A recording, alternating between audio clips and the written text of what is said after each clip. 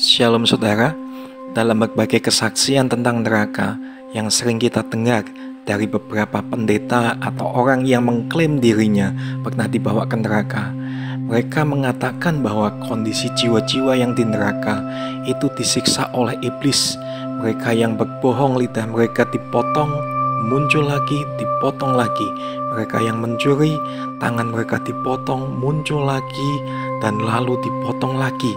Benarkah kesaksian itu sesuai dengan Alkitab?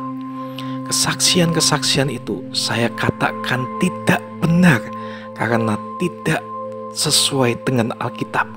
Alkitab menulis bahwa iblis pun ikut dihukum di dalam neraka. Di Wahyu 20 ayat 10 dikatakan, dan iblis yang menyesatkan mereka dilemparkan ke dalam lautan api dan belerang, yaitu tempat binatang dan nabi palsu itu, dan mereka disiksa siang malam sampai selama-lamanya.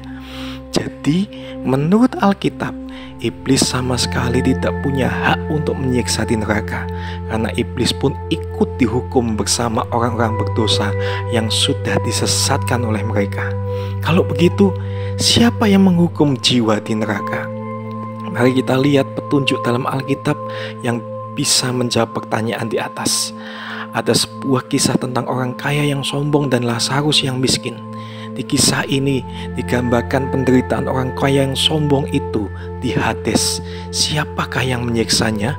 Kita lihat di dalam Lukas 16 ayat 24. Dikatakan, lalu ia berseru katanya, Bapa Abraham, kasihinilah aku, suruhlah Lazarus supaya ia mencelupkan ujung jarinya ke dalam air dan menyejukkan lidahku, sebab aku sangat kesakitan dalam nyala api ini. Alkitab menulis yang menyiksa jiwa di neraka bukan iblis ataupun malaikat Tuhan, melainkan api yang kekal. Jadi jika Anda pernah mendengar kesaksian orang-orang yang dibawa ke neraka dan menyatakan bahwa mereka melihat iblis yang menyiksa berkuasa di neraka, sungguh amat meragukan dan bahkan tidak alkitabiah. Alkitab menulis bahwa yang menyiksa mereka di neraka itu adalah nyala api kekal. Malaikat Tuhan disebutkan akan disuruh mengumpulkan mereka yang menyesatkan tersebut, namun tidak ditulis bahwa malaikat Tuhan ikut menghukum mereka. Matius 13 ayat 40-41 dikatakan, maka seperti lalang itu dikumpulkan dan dibakar dalam api, demikian juga pada akhir zaman Anak Manusia akan menyuruh malaikat-malaikatnya, dan mereka akan mengumpulkan segala sesuatu yang menyesatkan dan semua orang yang melakukan kejahatan dari dalam kerajaannya. Malaikat Tuhan bertugas untuk mencampakkan jiwa-jiwa yang berdosa ke dalam neraka, namun tidak dituliskan bahwa merekalah yang menghukum jiwa di neraka. Sebab Alkitab berulang kali menulis bahwa yang menyiksa jiwa-jiwa di neraka adalah nyala api kekal.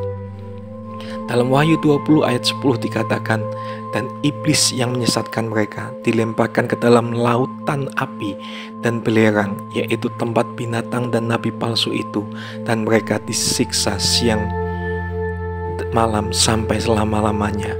Alkitab adalah satu-satunya kitab yang secara tegas tidak menyatakan bahwa iblis yang punya kuasa menyiksa jiwa di neraka. Tidak ada satu ayat pun di Alkitab yang menyatakan iblis yang menyiksa. Lalu dari mana para hamba Tuhan ataupun orang-orang yang dibawa ke neraka mempunyai gambaran tentang neraka itu? Satu-satunya adalah dari dongeng-dongeng komik-komik yang ada. Karena lewat dongeng komik yang ada, kemungkinan besar mereka mendengar itu, mereka mengetahui itu. Dan kalau kita melihat di dalam 2 Timotius 4 ayat 1 dikatakan, di hadapan Allah dan Kristus Yesus yang akan menghakimi orang yang hidup dan mati, aku berpesan dengan sungguh-sungguh kepadamu demi penyataannya, demi kerajaannya, beritakanlah firman, siap sedialah baik atau tidak baik waktunya, nyatakanlah apa yang salah, tegurlah dan nasihatilah dengan segala kesabaran dan pengajaran.